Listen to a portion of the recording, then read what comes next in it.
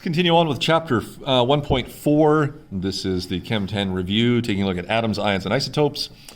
Here is the completed table, so the other four that you tried in between the videos. All right, you can see what we have done for potassium ion. Lithium was a neutral atom. Helium was another neutral one here, and the fluoride ion is given there. All right, so hopefully you guys were able to match those and be able to differentiate the different parts of protons, neutrons, and electrons from this and differentiate the atoms from the ions either through name, notation, or symbol. We do have to talk about the isotopes. And so isotopes, when we take a look at these ones here, isotopes are atoms and ions. All right, so I could have either one. I'll probably just give you atoms. All right, with different masses. The only way that this could possibly happen is by taking a look at the two different mass particles that we had.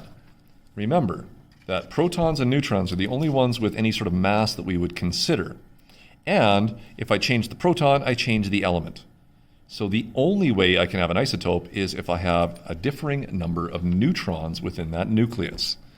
So when we take a look at the periodic table, I want you guys to understand that only the most common isotope is listed.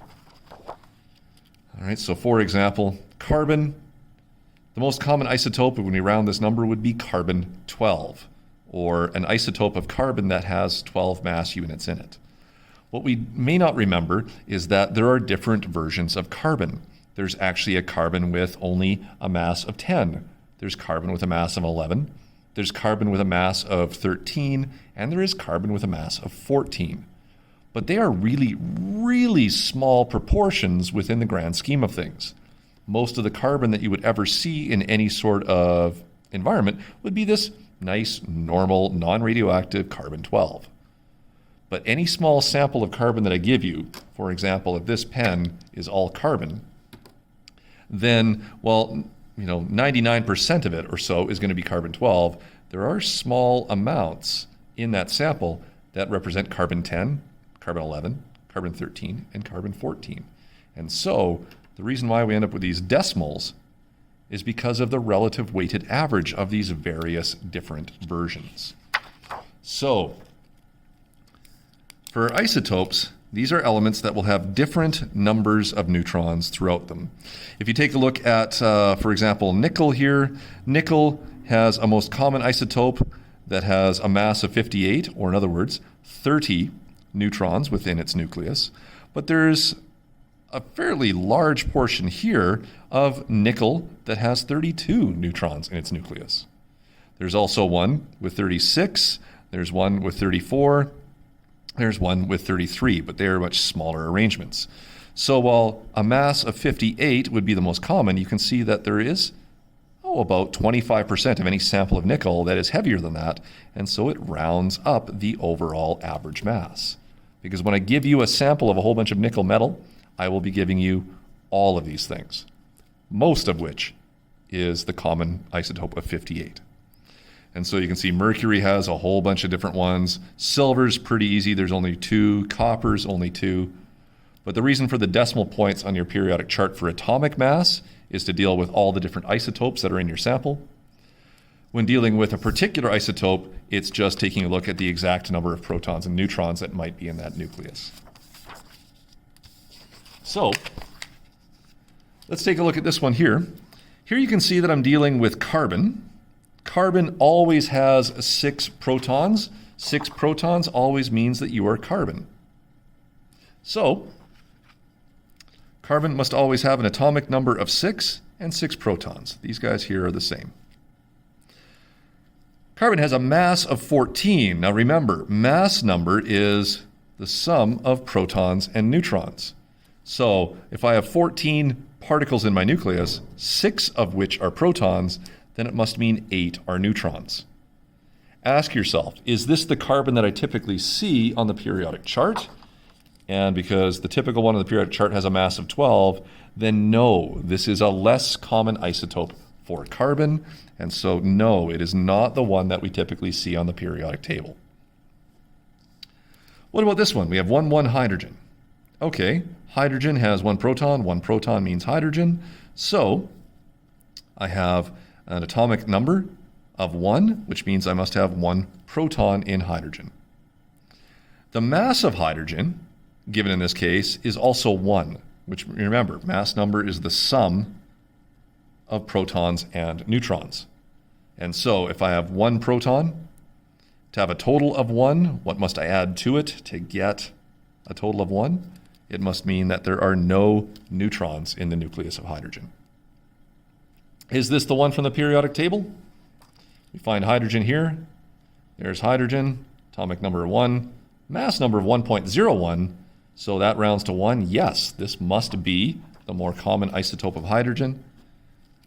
And so that is the one that we see on the periodic table. But lo and behold, look at this one. All right, here I can see hydrogen again. Hydrogen only has 1 proton, so it has an atomic number of 1, but a mass number of 2. All right, so if I have 2 massive particles in the nucleus, one of which is a proton, there must be 1 neutron in the nucleus to give me a mass number of 2. Obviously, this is not the one that we see on the periodic chart, but it does kind of explain why I get 1.01. I must have some sort of small fraction of hydrogen that is a heavier version with nitrogens in the nucleus. So this is not the one from the periodic table. All right, another one here. All right, there's your 12,6 carbon. All right, carbon means 6 protons. 6 protons means carbon. So I know that I have an atomic number of 6, and therefore 6 protons. When I take a look at this, I can see the mass number is 12.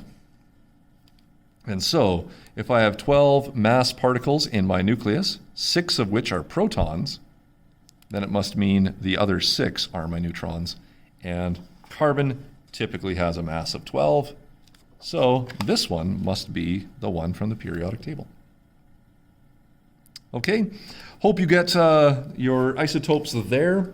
I'll have you pause the video, complete the table, and then restart the video in order to see how you did and see if you can differentiate the various isotopes, and to do that one extra thing here to see if you can identify, is it the common one from the periodic table, or is it some either other heavier or lighter version that we aren't explicitly showing on the periodic table. Okay, so I'll get you to pause that video and then try this, restart the video, and you can compare your answers. All right, welcome back. There's the rest of the table for you. Okay, so you can see from the information given, for example, here with this oxygen one, the atomic number was 8. Atomic number of 8 can only mean oxygen. Oxygen can only mean an atomic number of 8, so this must be oxygen. Okay, so we have that. And so I have my atomic number of 8 that I can put in there. I can see that I also have 10 neutrons, and so remember, 8 protons and 10 neutrons gives me 18 mass particles, so I have a mass number of 18, which goes here. Is this the one from the periodic chart? Nope. The most common version of oxygen would have a mass of 16, so this heavy version of oxygen that we have here just happens to be a less common heavy isotope. There's the rest of your numbers. You can sort of pause and check and get all that information, but I'd like to move on here and finish this off. So, last thing we have to do is just apply Bohr's model to us, or to the course. And so we did this 2 ways. We took a look at energy level diagrams and electron dot diagrams. An energy level diagram begins with the illustration of the nucleus and the contents of it as protons and neutrons, and then this will identify which isotope is being illustrated. No symbol is used in this form. Energy levels are drawn above the nucleus to kind of show us how many we would have to hold all of the electrons. Remember your octet rule.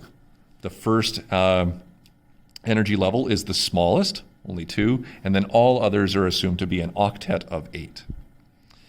If you're doing one for an ion, then we put big square brackets around it in order to show us that the entire picture has a surplus charge before we put that charge on the top right-hand side. So, for example here is the Bohr model. Having to draw this each and every time would be exceedingly tedious. So, the energy level model is a simplification to make writing it and organizing it easier and simpler. So what we do is we still keep the same nucleus. You'll notice that. And then what we do is we show just kind of like what you would almost look like as a vertical slice of the energy levels above it. And so if you count the electrons in this one, there are 2 in the first, there are 2, 4, 6, 8 in the second, and 1, 2, 3, 4 in the third or valence shell. The electron dot diagram is an even greater simplification. What we do is we just show the valence around the symbol. We don't care about what isotope you might have here. And so I have 1, 2, 3, 4 electrons in the valence. And so I would show those in quadrants such as 12, 3, 6, and 9 o'clock. Okay, so you probably remember that from Chem 10. At least I hope you do. So this means that your electron dot, sometimes called the Lewis dot diagram, is a more simplified diagram that is possible here. So both of these strategies are here to have you avoid having to draw all of those circles for the Bohr theory. Since it's only the outermost electrons, remember those are your valence electrons, that are involved in making chemical compounds or undergoing chemical reaction, the diagram concentrates on them. We don't really need to show all of the other electrons in there because they don't really play a role for us in any sort of chemical reaction.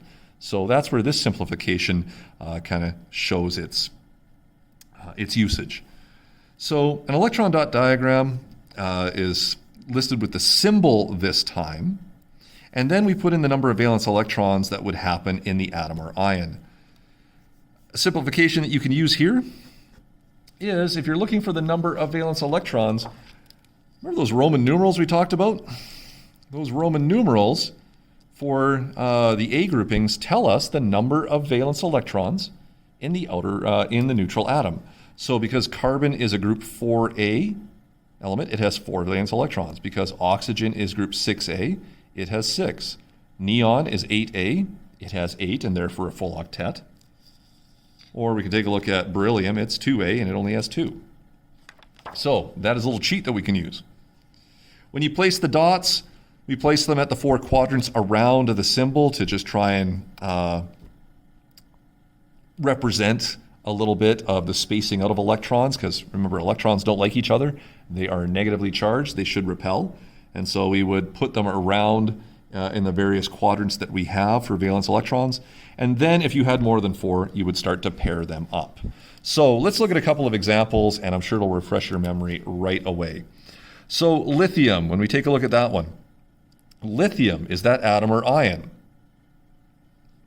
It's a metal. It doesn't have the word ion. There's no IDE suffix. So this has to be the neutral entity of lithium. All right, I don't have any information on any sort of weird isotope here. So for lithium, what I would do is I would draw the nucleus. So we know we're dealing with the most common version of lithium. And so it has a mass of 6.94.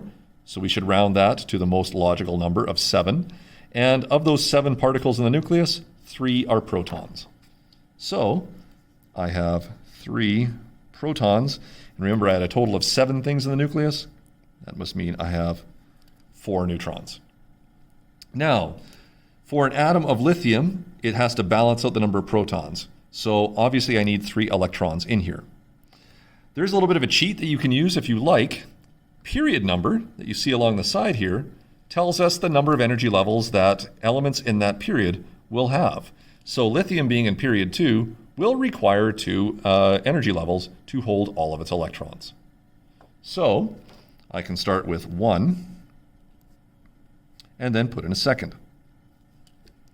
So for my 3 electrons that need to go in there, remember that the first energy level is the smallest and it can only hold 2 electrons at its maximum. So 2 of my 3 electrons go there. I had 3 to put in, so I must have 1 lonely electron hanging out in the valence. No brackets are necessary because this is a neutral atom. If I wanted to do the electron dot diagram, all right, I would, maybe I'll put that up top here. All right, I would draw the symbol for lithium, and then I would show that I have my valence electrons here, in which there is only 1. And so it doesn't matter if you put it at 12, 3, 6, or 9 o'clock. Most of us would choose 12. I just put 1 dot above the symbol. Okay, for nitrogen, we'll take a look at that one as well. Nitrogen, when we look at that, I can see that it's atomic. There's no IDE suffix or word ion here, so this must be a neutral atom of nitrogen. So I will put in its nucleus. No information here on any sort of weird isotope, so it must be the most common one, which has 14 mass units, 7 of which are protons. So I know I have 7 protons here. How many neutrons do I need if I have a total of 14? Pretty easy. It's going to be 7 neutrons. To figure out the number of energy levels that I need, nitrogen here in period 2, like lithium, should just need 2 energy levels to hold all of its electrons. So I'll put in 1, 2. Okay. From there then, I have a neutral atom of nitrogen, which means I should have a balancing amount of electrons. If there's 7 positives, I need 7 negatives to maintain neutrality. And so of the 7, only 2 can fit here. The remaining 5 would have to go in the next energy level. So I have 5 valence electrons with nitrogen. No surplus charge, so no square brackets are necessary. For the electron dot diagram, I would draw the symbol for nitrogen, which is capital N. And then I would put in 1, 2, 3, 4 of my electrons. I had 5 to put in, but there's only 4 rooms around this symbol, so now I would start to pair them up. And this gives us something else to remember here. If you have a pair of electrons, this is a non-bonding lone pair. And we will talk about this again in the bonding unit. These guys here, all right, are called bonding electrons. So the single ones are your bonding electrons. Okay, and we'll talk about that again when it really starts to play a role for us in our molecular geometry unit. 2 more to get through. All right, we can take a look at oxide. You might recognize the ionic name here, so this means that electrons and protons are no longer going to be equal. But oxygen is still oxygen, so let's draw its nucleus. And if you go to the periodic table, oxygen has 8 protons and a total mass of 16. So that must mean 8 protons in the nucleus, and then the remaining 8 neutrons to give me a total mass of 16. Oxygen is also in period 2, so I only need 2 energy levels to hold all of the electrons. This is oxide, however, so it wants to fill its valence. 2 electrons would typically be in the first one, and then I have 6 more to put in here. But oxygen is a nonmetal, all right? It has 6 out of 8 electrons in its valence shell. So what do you think? Would it gain 2 to form a negative ion, or would it lose 6 to form a very positive ion? At this level, we still tell you the charges, so you can see that it gains 2. So it would have a full valence of 8 electrons. Therefore, we now have that for oxide, but you can see that the total number of electrons is 10, the total number of protons is 8. You have something that is out of balance in charge. So I put square brackets around the entire thing because this whole picture represents the ion, and I put that surplus charge there on the top right, the same way I would if I was looking at the symbols. For oxide as a symbol and an electron dot diagram, we just draw capital O, which is the atomic symbol, and I now have to put in the 8 electrons. So there's 1, there's 2, there's 3, there's 4. No more single spaces to put them, so I pair them up with 5, 6, 7, and 8. When oxygen has 8 electrons in its valence shell, it is the oxide ion, so I put square brackets and the 2 minus charge there. Okay. Next, we'll take a look at the magnesium ion. And with this magnesium ion, I'm just going to change to an erasable pen here so I can kind of show you what's going on as magnesium ion deals with its valence electrons. And so magnesium is still magnesium. We just know that it's a charged entity. So when we find magnesium, all right, magnesium always has 12 protons, and we have no weird information in the question showing us it's a weird isotope. So it should have 24 mass units as you round this number down. So There we go. We'll take our nucleus there, which had 12 protons and 12 neutrons to make a total mass of 24. Magnesium is in the third period, which means it's going to take 3 energy levels here. So there's 1, there's 2, pardon me, and there's 3. So typically, magnesium as an atom would have 12 electrons to balance out the 12 protons. So I would normally have 2, 8, that makes 10, and 2 electrons in the valence shell. But remember, this valence shell would have to form a full octet. So it would typically like to have 8 there when it forms an ion. But that would mean it has to go gain 6 more electrons. Well, metals aren't very good at gaining electrons, and if you take a look at this, you can see it forms a +2 ionic charge. So, what would it do? Metals tend to lose those electrons, and so it would just get rid of these and vacate that valence shell. But the next one with electrons is a full octet. So metals get their full octet by vacating an outer shell rather than filling it the way the nonmetals do. This still puts us at a balance between positives and negatives. And so I have 10 negatives, 12 positives, so I end up with a 2+ surplus charge. For magnesium, and again, I've got the erasable one here to show you what would be going on. Magnesium typically had 2 in its valence shell, but what did it do? It got rid of them, didn't it? So we wouldn't draw those dots here, but we would show that magnesium is behaving a little weirdly when it does this, and we'd put in those square brackets. Okay, so there we go. That is taking a look at the remainder of 1.4. So what you should do now is go do a little bit of practice as we go do this practice here. There are questions on page 26 of the textbook. Whoops. All right, so you can definitely do your readings, try those questions. Okay, answers for those are found on D2L.